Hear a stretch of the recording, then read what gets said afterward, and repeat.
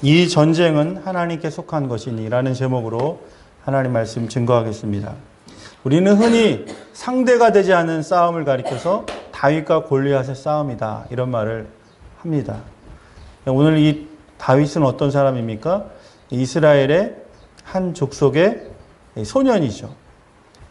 아무 장비도 갑옷도 무기도 없는 그저 맨몸으로 나와 있는 이스라엘의 한 10대 소년과 상대는 어떻습니까? 블레셋의 장수입니다. 키가 보니까요, 해석이 조금씩 다르긴 하지만은 최고로 큰 키는 2m 70 또는 2m 40. 우리가 봐도 농구 선수 중에서 가장 키가 큰 덩치가 산만한 그런 사람을 우리가 상상할 수 있죠. 이 머리에는요, 노투구를 썼습니다. 그리고 전신에 갑옷을 하고 방패가 있는데 방패가 2개예요. 왜냐하면 키가 큰 사람은 허점이 있기 마련이기 때문에 자기가 가지고 있는 손 방패 그리고 자신의 하체 쪽을 가릴 수 있는 타인의 보호할 수 있는 방패를 갖추고 있기 때문에 감히 공격할 그 틈이 없는 곳이 바로 이 블레셋 장수 골리앗이 처한 것이죠. 그 옆에는 단창, 짧은 창을 하고 있고요. 한 손에는 긴 창, 또 허리에는 장수에 걸맞는 칼을 갖고 있었습니다. 싸움이 되겠습니까? 그런데 오늘 이 싸움의 승리는 골리앗이 아닌 다윗이 승리했다는 것이죠. 여러분, 미국이 최강대국이잖아요. 미국이 한번 군사력을 발휘하면은 어떤 나라도 어떤 개인도 벌벌 떨 수밖에 없죠. 그런데요, 미국이 패배한 유일한 전투가 있습니다. 전쟁이 바로 베트남 전쟁이죠. 우리나라 2002년도에 아주 기적 같은 일이 있었습니다. 그때 당시에 우리나라는 피파 랭킹이 40위였어요. 물론 아주 못하지는 않았지만 40위에 있던 나라가 그 가장 우승 후보 중에 하나였던 이탈리아, 스페인을 다 격침시키고 4강에 오르는 쾌거를 이루었죠. 우리나라 오늘이 이제 6.25 76주년 되는 기념주일입니다. 여기 앉아 계신 우리 어르신들 중에는 전쟁을 경험하신 분들이 계시죠. 그 후에 태어난 저와 또 많은 분들은 그저 역사의 기록으로 또는 말로 구전으로 전쟁이 얼마나 참혹한지를 간접 경험을 하고 있습니다. 그런데요, 그때 당시에 누구도 주목하지 않았던 전쟁의 포화 속에서 잿더미가 된 대한민국이 불과 90년대 초반부터 다시 한번 한강의 기적을 이루고 지금은 경제대국이 되어서 세계 경제 6위에 해당하는 대단한 나라로 우뚝 서게 됐다라는 것. 여러분, 이거는 힘으로 된다고 말을 할 수가 없는 거죠. 감히 우리가 실력이 있어서 머리가 똑똑해서 성실해서 그렇게 우리가 됐다라고 말할 수 없는 그 뒤에는 하나님의 보호하심과 하나님의 축복이 있었다고 저는 믿습니다. 오늘 저는 구약의 전쟁에 대해서 잠시 살펴보려고 하는데요. 구약에도 많은 전쟁이 있었습니다. 이 구약의 전쟁의 특징을 4가지로 요약을 하면 첫 번째는 하나님의 명령이에요.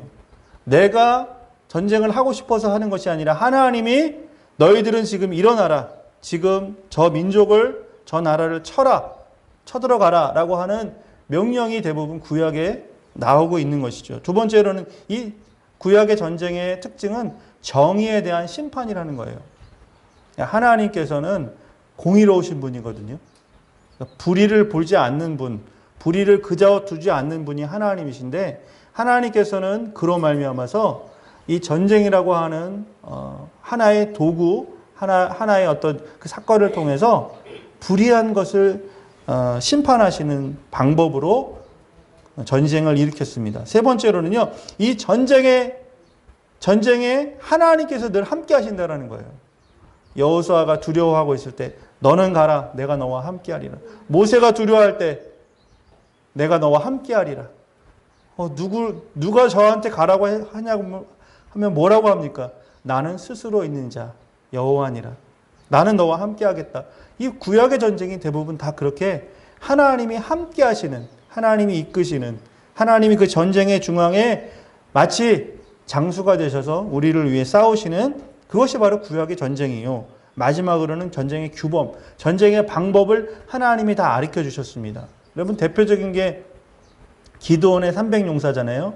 삼손이 나귀 턱뼈로 하루에도 몇천 명씩을 심판하는 하나님의 그 심판자로서 사사로서 쓰임 받잖아요.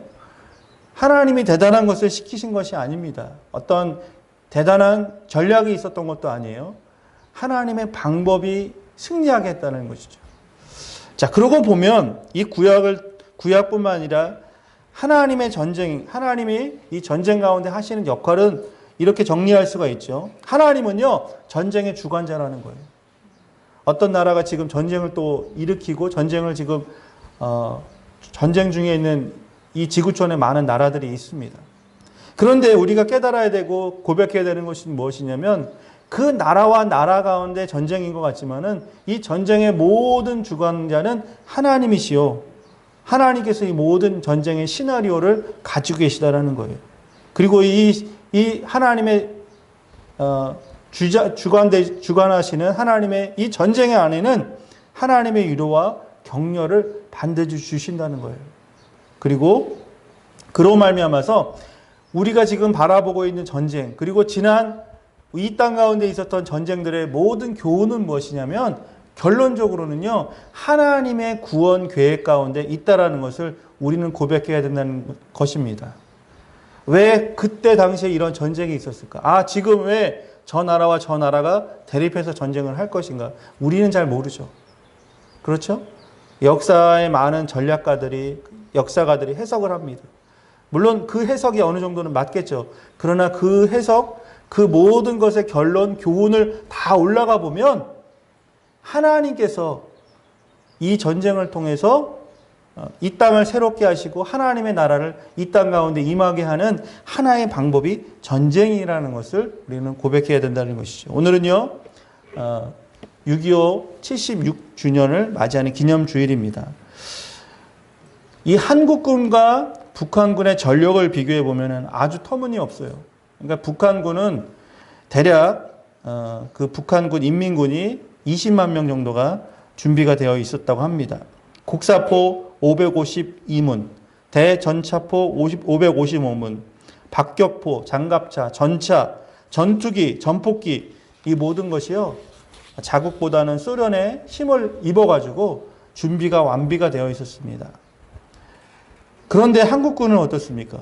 곡사포 91문, 대전차포 140문, 박격포 96문, 장갑차 27대, 경비함 36척. 우리가 그 탱크도 없었어요. 자, 그러면 이 전쟁이 어떻게 될까요? 우리 국군은 약 10만 명이 있었습니다. 당시에. 20만 명의 정말 이 소련의 지원을 받은 엄청난 화력을 동원한 급습. 그런데 우리는 거기에 비한 반쪽, 그 군대 수는 반쪽밖에 되지 않고 제대로 된 싸울 만한 힘이 없는 대한민국이었어요. 자, 누가 봐도 다윗과 골리앗과 같은 싸움이었죠.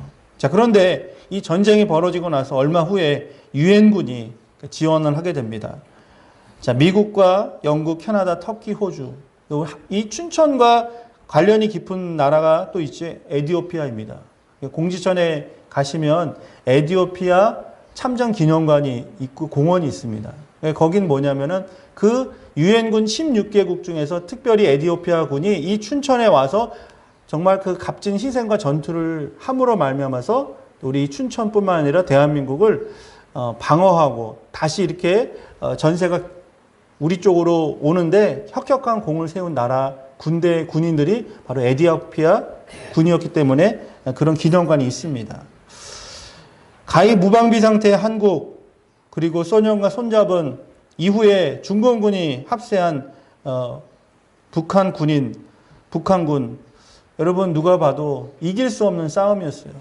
이게 객관적으로 전쟁의 판도를 보면 아, 이제 한국은 공산화 되겠구나, 망했구나, 이제 남한군은 지겠구나라고 생각할 수 있었지만은 하나님이 이 모든 역사뿐만 아니라 전쟁의 주관자가 되시기 때문에 하나님의 손 아래에 있었기 때문에 우리는 오늘 전쟁에서 지지 않고 물론 휴전 상태이긴 하지만은 지금까지 자유대한민국 안에서 평화롭게 안전하게 살 수 있는 것 하나님의 손길인 줄 알고 감사하시기 바랍니다.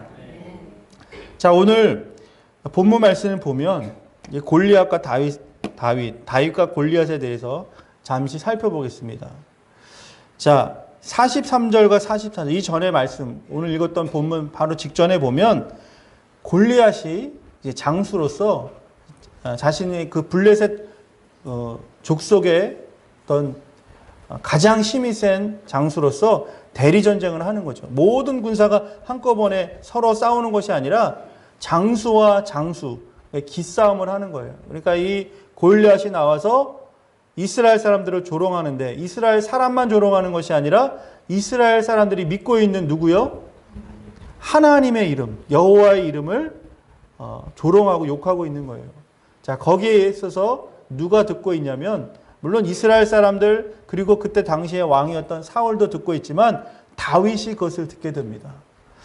내가 믿는 하나님은 그런 하나님이 아닌데 분이 나는 거죠. 하나님은요, 이 전쟁에서 전쟁을 주관하시는 뿐만 아니라 온 세계를 주관하시는 그 하나님이 욕을 먹을 리가 없다라는 것. 그렇기 때문에 물론 사울이 권면도 했지만은 다윗이 믿음을 가지고 용기를 가지고 그 골리앗 앞에 이제 서게 된다는 것이죠. 45절과 47절 말씀에 보면 이제 다윗이 이 골리앗이 이스라엘 사람들을 저주하는 것, 그 하나님의 이름을 욕되게 하는 것에 대해서 반응을 하는 것을 볼 수가 있습니다. 너는 칼과 창으로 나오지만 너는 힘이 없다. 그러나 나는 만군의 여호와의 이름으로 나아가 이 전쟁에서 승리하린다라고 하는 믿음을 가지고 이제 전쟁에 선포를 하는 것이죠. 자, 45절 말씀에 보면 다윗의 무기가 나오고 있습니다. 아까 말씀드린 것처럼 골리앗은 머리부터 발끝까지 중무장을 했습니다. 감히 공격을 받을 만한 틈이 없는 완벽하리만큼 무장된 사람이 이 골리앗이에요. 그런데 그 사람을 향해서 다윗이 나갈 때 무기를 가지고 나간 것이 아니라 45절 말씀에 보면 나는 만군의 여호와의 이름을 가지고 나간다라고 이야기합니다. 여러분, 이것을 보면 이 전쟁이 단순히 무력, 힘과 힘의 대결이 아닌 것을 볼 수가 있는 것입니다. 여러분, 세상의 모든 전쟁은 세상의 것과 하나님의 것의 전쟁이라는 거죠. 그런데 우리가 어떻게 이길 수 있습니까? 우리가 어떻게 상대를 합니까?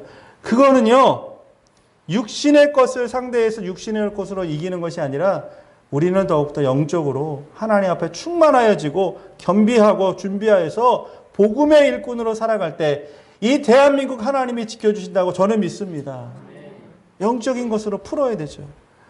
골리앗은요, 기세가 등등해가지고 지금 다 이겼다라고 혼자 북치고 장구치고 하는 거예요. 너네 보니까 아무것도 아니야. 나올 사람 아무도 없어. 벌벌 떨고 있는 사울 왕.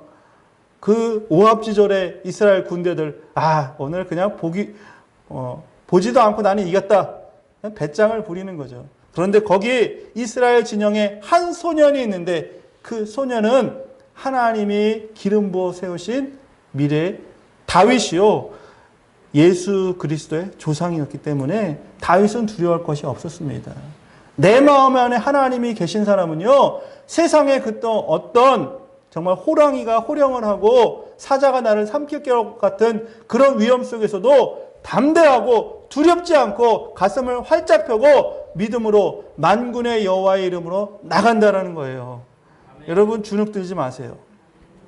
세상 사람들이 큰 소리 친다고, 나에 대해서 위협을 한다고, 나를 무너뜨리겠다라고 나를 얕잡아 봅니까? 나를 우습게 봅니까? 여러분, 내가 하나님 앞에서 두려울 것이 무엇이 있겠습니까? 하나님이 나와 함께 하시는데 이 전쟁의 주관자는, 전략가는, 이 전쟁의 모든 시나리오는 하나님의 손 안에 있다라고 하는 그런 믿음만 내 안에 있다면 여러분, 무엇이 두렵습니까? 45절에 다윗이 이렇게 고백합니다.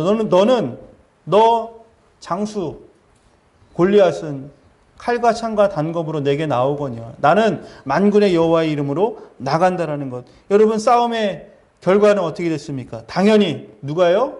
다윗이 어떻게 해요? 만군의 여호와의 이름으로. 자, 오늘 물맷돌이라는 것을 이 다윗이 손에 들고 나갑니다. 다윗의 원래 지금 하고 있는 일은 아버지의 양을 돌보는 목자입니다. 목동이에요. 그렇기 때문에 이 공격무기, 일이라든가 못된 짐승이라든가 강도들을 때려잡을 수 있는 물맷돌에 능한 사람이었어요. 열심히 훈련했어요. 연습했어요. 그렇기 때문에 오늘 칼과 창과 단검으로 나오는 이 블레셋의 용사 골리앗 앞에 가지고 나가는 것은 단 하나. 무엇이에요? 물맷돌 하나만 가지고 나아갔습니다. 여러분, 47절의 말씀에 보면 여호와의 구원은 칼이나 창과 같은 무력으로 되어지는 것이 아니라 여호와의 구원하심으로, 여호와께서 우리를 함께 하심으로 이 다윗이 이겼다라고 고백하고 있습니다. 그러므로 말미암아 전쟁은 하나님께 속하였다라고 다윗은 고백하며 하나님께서 이스라엘 백성들에게 깨우쳐 주십니다. 저와 여러분이 살아가면서 전쟁을 경험할 일이 많이 없습니다. 그런데 사는 것이 전쟁 아닙니까? 그렇죠? KBS에서 가장 장수하고 시청률이 높았던 프로그램이 뭔지 아십니까?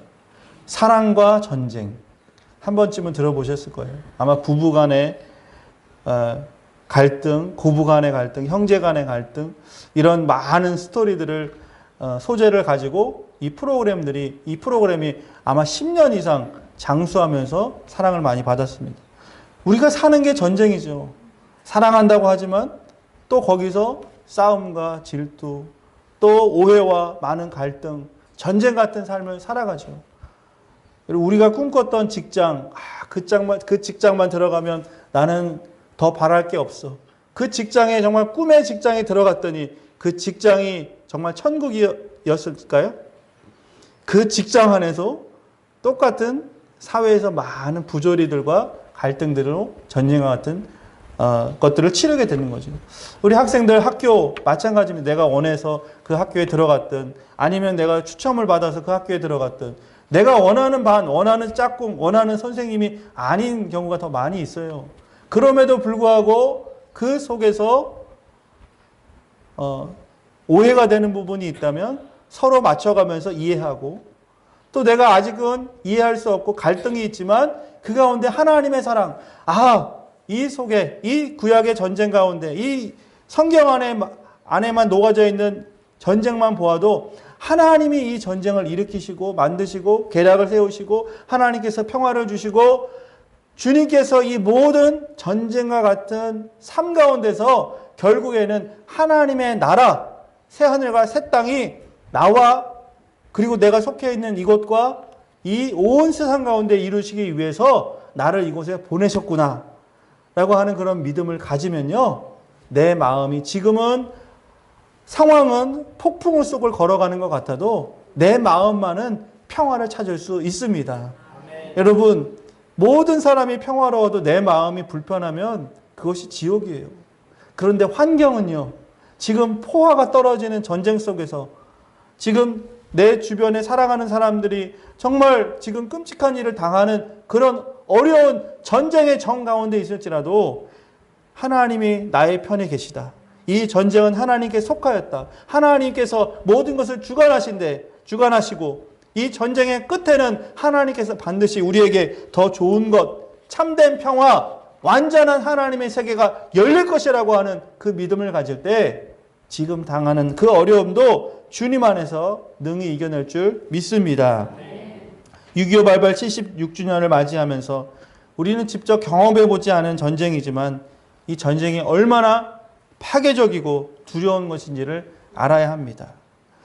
다시는 이 땅에 서로를 위해 총뿌리를 겨누지 않고요, 주변의 강대국들 속에서 자주국방과 우리의 주권을 수호하기 위한 국민 한 사람 한 사람이 깨어있는 파수꾼이 되어야 될 줄 믿습니다. 여러분, 전쟁의 반대말은 뭘까요? 평화죠. 평화를 누구나 갈망합니다. 지금 우리가 뉴스를 틀면 나오는 많은 나라들, 갈등 가운데 그 나라들의 오늘도 새벽에 일어나 기도하는 것, 하나님 평화를 주시옵소서. 오늘 우리의 삶 가운데서 두려운 곳에 가야 되고 원치 않는 일들을 해야 되는 그 아침에 일어나서 우리의 기도가 하나님 우리에게 평화를 주시옵소서입니다. 여러분, 그 평화를 이루기 위해서는요, 힘을 키워야 돼요. 힘이 없는 나라는 평화를 얻을 수가 없습니다. 그런데 골리앗은 그 평화를 자신의 가지고 있는 힘, 무력으로 이루려고 했지만 소년 다윗은, 이스라엘 사람들은, 하나님을 믿는 사람들은 그 평화를 이루는 힘을 자신에게 두지 않고 하나님께 두었습니다.